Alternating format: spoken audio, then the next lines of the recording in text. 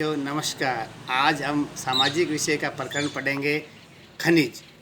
खनिज का मतलब होता है ऐसे रासायनिक और भौतिक गुणों से युक्त पदार्थ जिनको भूमि से खोद करके खनन क्रिया के द्वारा निकाला जाता है, वो खनिज कहलाता है।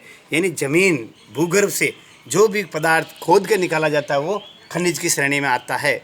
अब मैं बताना चाहता हूँ खनिज किससे बनते हैं। खनिज का निर्माण जैविक और अजैविक कारकों से निर्माण होता है। जैविक में कैसे कि बताया जाता है कि बहुत वर्षों पहले जब पृथ्वी उथल पुथल हुई तो पेड़ पौधों से और जीव जंतुओं से पेट्रोल और डीजल और कोयला बना था। और अजैविक में पत्थरों से भी हमें अजैविक कारक के रूप में काम में लेते हैं और उनसे भी हमें खनिज मिलते हैं।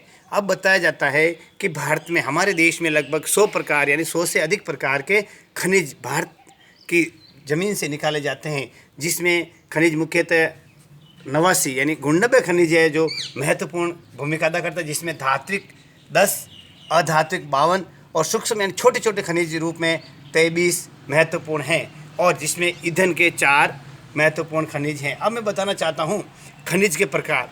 खनिज 2 प्रकार के होते हैं, धात्विक और अधात्विक। धात्विक खनिज किसे कहते हैं, प्रश्न बन सकता है। यानी ऐसे खनिज जिसमें धातु का अंश होता है उसे धात्विक खनिज कहते हैं। अब धात्विक खनिज भी वापस 2 प्रकार के होते हैं, लोह धात्विक और अलोह धात्विक। लोह धात्विक वे खनिज जिसमें लोहे की मात्रा होती है, उदाहरण के लिए टंगस्टन और कोबाल्ट, पाइराइट इत्यादि। अलोह खनिज ऐसे खनिज पदार्थ जिसमें लोहे की मात्रा नहीं होती है, सोना, तांबा, चांदी, सीसा, जस्ता। अब मैं बताना चाहता हूँ ये आएंगे धात्विक। अब आते हैं अधात्विक। अधात्विक के अंदर 2 रूप है, एक में जिसमें अभ्रक जिसमें आता है, दूसरा है ऊर्जा खनिज यानी जिसमें ऊर्जा मिलती है। जैसे इसमें भी 2 प्रकार है, ईंधन और अणुशक्ति। ईंधन यानी जिसको जलाने से हमें ऊष्मा प्राप्त होती है, जैसे कोयला और पेट्रोलियम। अणुशक्ति जिसे आणविक शक्ति मिलती है, थोरियम और यूरेनियम इसके अंतर्गत आते हैं। इस प्रकार भारत एक विशाल खनिजों का भंडार है। भारत के अंदर लगभग 100 से अधिक प्रकार के खनिज पाए जाते हैं, और इन खनिजों का भारत के जो सकल घरेलू उत्पादन जीडीपी बोलते हैं, जीडीपी में 3.4 जीडीपी में योगदान हमारे खनिजों का होता है।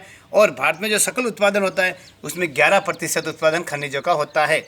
अब एक महत्वपूर्ण प्रश्न बन सकता है आपके कि भारत की प्रमुख खनिज पेटियाँ देखिए, भारत की प्रमुख खनिज पेटियाँ। तो मैं आपको बताना चाहता हूँ कि हमारे भारत देश के लिए मैं आपको छोटा सा नक्शे के माध्यम से बताना चाहता हूँ कि भारत के किस प्रकार कौन सी पेटी। सबसे पहले पेटी है उत्तर पूर्व प्रायद्वीपीय पेटी। उत्तर पूर्व प्रायद्वीपीय पेटी, उत्तर, आप देखो हमेशा नक्शा पढ़ते हैं तो नॉर्थ और साउथ, ईस्ट और वेस्ट, तो उत्तर पूर्व के अंदर ये आता है। इस पेटी को हम फर्स्ट नाम दे देते हैं, तो वो होती है ये छोटा नागपुर, उड़ीसा। यहाँ पे इस क्षेत्र के अंदर कोयला और लो अयस्क और तांबा इत्यादि होता है। मध्य पेटी जो बीच में, जैसे भारत के बीच वाले सेकंड भाग इसको कह सकते हैं हम, इधर है छत्तीसगढ़, एमपी, यूपी और यानी मध्य प्रदेश और आंध्र प्रदेश। इसमें मैग्नीज, अभ्रक और बॉक्साइट पाया जाता है।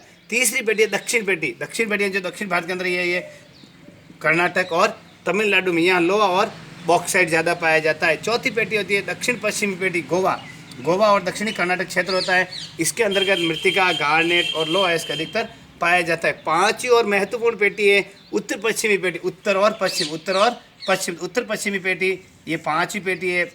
तो इसके अंतर्गत राजस्थान, अरावली पर्वत क्षेत्र और गुजरात आता है। इस क्षेत्र में तांबा, सीसा, जस्ता, जिप्सम, अभ्रक और यूरेनियम पाया जाता है। अब मैं आपको महत्वपूर्ण बताना चाहता हूँ, परीक्षा में प्रश्न पूछा जाता है कि लोह धातु के नाम लिखिए, अलोह धातु के नाम लिखिए, धात्विक खनिज के नाम लिखिए, अधात्विक खनिज के नाम लिखिए। तो आपको सीधा याद रखना है, धात्विक खनिज वे होते हैं जिसमें धातु का अंश होता है, अधात्विक खनिज वे होते हैं जिसमें धातु का अंश नहीं होता है। धात्विक खनिज भी वापस लोह और अलोह में क्या अंतर है, लोह धात्विक खनिज में लोहे की मात्रा होती है, अलोह धात्विक खनिज में लोहे की मात्रा नहीं होती है।